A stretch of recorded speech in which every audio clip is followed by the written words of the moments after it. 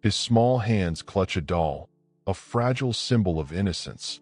But Carl Newton Mahan was no ordinary child. In 1929, at just 6 years old, he became the youngest person in American history to stand trial for murder. The case stunned Kentucky and the entire nation. One moment, a fight between boys over scrap metal. The next, a shot fired and a life taken. As cameras clicked in the courtroom, Carl sat silently, his face unreadable, caught between childhood and a crime far too heavy for his years. Was he a killer, or just a child who never understood the finality of a gunshot? This haunting image forces us to confront a chilling truth. Sometimes history's darkest chapters are written not by men, but by children. October 1937, a moment captured that still casts a long shadow.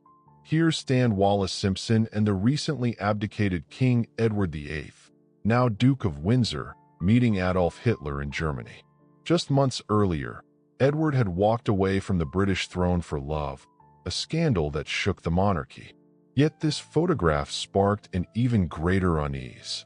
The handshake, the smiles, it all hinted at sympathies too close for comfort, fueling rumors of Nazi ties that would haunt Edward for the rest of his life. To some, it was a simple diplomatic courtesy. To others, it was a chilling sign of how close Britain's crown once brushed against history's darkest hour. Looking at this picture, one can't help but wonder, what if his abdication hadn't changed the course of history? December 29, 1940, London was burning. The Blitz had turned the night sky into a sea of flames, whole districts reduced to rubble, and yet one image emerged that gave hope to a nation on its knees. Rising above the smoke and fire, St. Paul's Cathedral stood untouched, its dome glowing like a ghostly beacon. For many, this wasn't just stone and mortar. It was a symbol of defiance, proof that London's spirit could not be bombed into submission. While fire crews battled desperately below, photographers captured this moment that would travel the world, showing that even in the darkest hour, resilience could shine brighter than destruction. To Londoners, it wasn't just survival. It was a promise the city would endure. August 1961, Berlin woke up to a scar slicing through its heart. Overnight, concrete and barbed wire rose where streets once ran free, where families lived just blocks apart. In this haunting image, a crowd of West Berliners presses against the freshly built barrier, their faces filled with disbelief, anger, and sorrow. On the other side, an East German soldier patrols, rifle in hand, guarding the new divide. The Berlin Wall wasn't just stone and steel. It was the embodiment of fear, a cage built to keep people in, not out. In that moment, the world saw freedom and oppression collide in the starkest way possible. For those watching, one question echoed: how do you wall off hope? Crammed into iron cages, their faces blackened with soot, these miners had just finished another brutal shift deep underground during America's Gilded Age. This haunting image shows the reality of labor before unions, when men were treated less like human beings and more like disposable tools of industry. Packed shoulder to shoulder, exhausted and broken, they emerged from the earth only to be sent back again, day after day. Somewhere above, wealthy company owners saw nothing wrong with this. Profit mattered more than dignity, more than life itself. But it was the suffering of workers like these that fueled a movement, bought with blood, sweat, and tears, that fought for the rights so many take for granted today. Labor Day is not just a holiday. It's a reminder of the human cost behind every freedom the working class now holds. March 10, 1950. Inside the Bundestag of a newly reborn West Germany, political tensions boiled over into violence. The man in this photograph, Wolfgang Hedler of the German Party, sits with blood streaking his face after being beaten by Social Democratic deputies. His crime? Delivering a speech laced with pro-Hitler nostalgia and venomous anti-Semitism. words that struck deep wounds in a nation still haunted by the horrors of the Nazi era. Just 5 years after the fall of the Third Reich, memories of genocide, war, and dictatorship were still raw, and Germany's fragile democracy was desperate to draw a hard line against the ghosts of its past. This image is more than a record of a fight in Parliament. It is a symbol of a country wrestling with its shame, its anger, and its struggle to ensure history would never repeat itself. October 1938. In the shadow of Europe's collapse into war, this photo captures a chillingly symbolic act.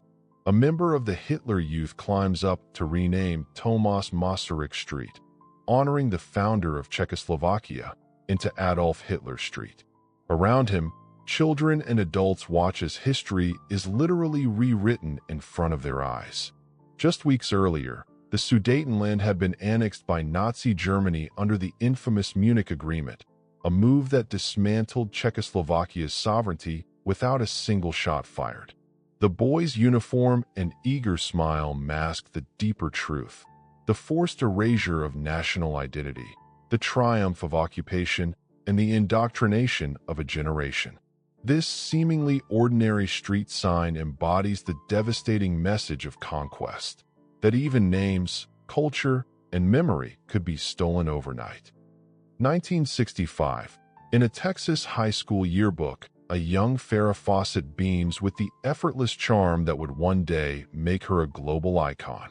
Voted most beautiful, she had no idea the world would come to know her as one of Charlie's angels, the woman whose feathered hair defined an era and whose smile captivated millions. This photograph freezes her on the edge of transformation, still just a teenager, yet already radiating the presence that would carry her from a small-town girl to one of the most recognizable faces of the 1970s. Looking back, it's more than just a yearbook photo. It's a glimpse at destiny in the making, a reminder that even legends once started in the quiet pages of a high school annual. 1865. The man staring into the lens is Sergeant Boston Corbett, the soldier who pulled the trigger that ended the life of John Wilkes Booth, Abraham Lincoln's assassin. But Corbett's story was anything but ordinary. A hat maker by trade, his exposure to mercury likely contributed to his erratic behavior and extreme religious zeal, so extreme that he once castrated himself to avoid temptation. Yet fate placed him at the heart of one of America's greatest national tragedies. When Booth was cornered in a burning barn, Corbett fired the fatal shot, forever linking his name to Lincoln's assassination. This haunting photograph by Matthew Brady captures him not as a hero in glory, but as a man marked by obsession, conviction, and controversy, a reminder that history's most pivotal figures are often its most complicated. 1913. In the chaos of the Mexican Revolution, survival often depended on ingenuity as much as firepower. This striking photograph captures a soldier crouched beneath his horse, pistol in hand, using the animal's body as both cover and camouflage. With his sombrero resting on the saddle, the rider created the illusion of a mounted figure, deceiving enemies while shielding himself from direct fire. It's a haunting reminder of the brutal improvisation of guerrilla warfare, where the battlefield demanded creativity, cunning, and constant adaptation. In moments like these, the line between life and death was measured in quick thinking, turning even a loyal horse into both a shield and a decoy. This image preserves not only a tactical trick, but the relentless resourcefulness that defined one of the most violent upheavals in Mexican history. Amsterdam, 1942. A young and Frank leans out from her family's flat, her face caught between shadow and sunlight. It's a fleeting, almost ordinary moment, yet history makes it extraordinary. Just months later, and would be forced into hiding, beginning the diary that would echo across generations. This image is haunting not because of what it shows, but because of what we know, the innocence of a girl who loved the world, contrasted with the darkness that was closing in. Her smile, her curiosity, Her simple act of leaning out the window reminds us that behind the history books was a teenager full of life and dreams. A photograph like this isn't just a picture. It's a fragile window into a life cut short, and a timeless reminder of the human cost of hate. Christmas, 1936. For children gather around a worn wooden table in a shack that barely shields them from the cold. Their holiday feast is simple: potatoes, cabbage, and pie. But to them, it is everything. Their clothes are tattered, their surroundings bare.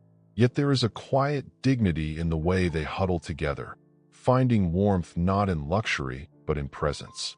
The Great Depression stripped millions of families of comfort, but not of resilience. This image speaks louder than words. Christmas was never just about abundance, but about holding on to hope, love, and survival when the world gave so little. A haunting reminder that even in times of despair, the human spirit found a way to gather, to share, and to endure. March 22, 1956. Montgomery, Alabama. Dr. Martin Luther King Jr. emerges from the courthouse, his future uncertain, his resolve unshaken. The weight of a segregated South rests heavy on his shoulders. Threats, arrests, and constant danger shadow his every move. But in this frozen moment, something stronger than fear breaks through. Coretta Scott King leans in, her kiss a quiet declaration: love will not yield to hate. Around them, a sea of faces erupts with joy, defiance, and unbreakable hope. This was more than a husband and wife. It was the heartbeat of a movement. A reminder that behind every historic struggle stand moments of tenderness, unity, and the fierce belief that justice is worth everything. Detroit, Michigan, 1954. A single snapshot captures the promise of mid-century America: a modest home, a gleaming car, children at play, and parents smiling with pride. This wasn't luxury. It was stability, the American dream within reach for millions.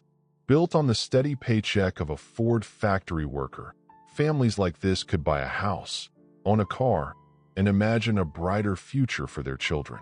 Yet behind the charm of this perfect picture lay deeper truths. Prosperity was unevenly shared, and not every family could claim this version of the dream. Still, for those who lived it, this moment symbolized hope, hard work, and the belief that progress was tangible, something you could park in your driveway and call your own. In 1950, a 23-year-old woman stepped onto the courts of the U.S. Nationals, what we know today as the U.S. Open, and shattered one of tennis's biggest barriers. Her name was Althea Gibson, and with every swing of her racket, she wasn't just competing, she was making history. In an era defined by segregation and exclusion, Gibson became the first African-American player to break into the highest levels of the sport. Her courage lit the path for generations to follow, proving that talent, determination, and resilience could defy walls built by prejudice.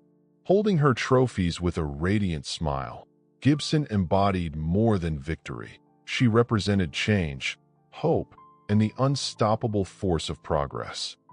Around the turn of the 20th century, this striking portrait captured a Cheyenne woman in Oklahoma, dressed in traditional attire adorned with intricate beadwork and fringe.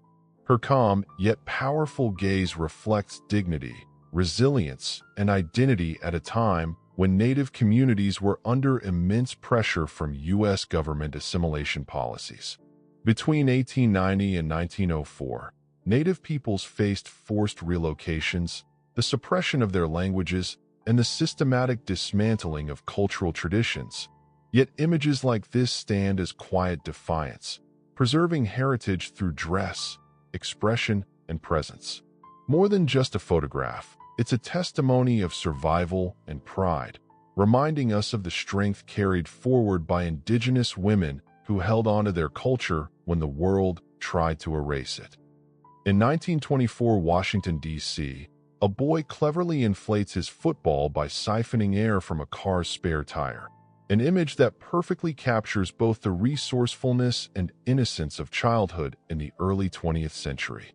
Cars were still relatively new on American streets, a symbol of modern progress, while the boy's patched clothes and determination reflect a generation growing up with limited means but boundless creativity. To him, the automobile wasn't just a marvel of engineering, it was a lifeline to play.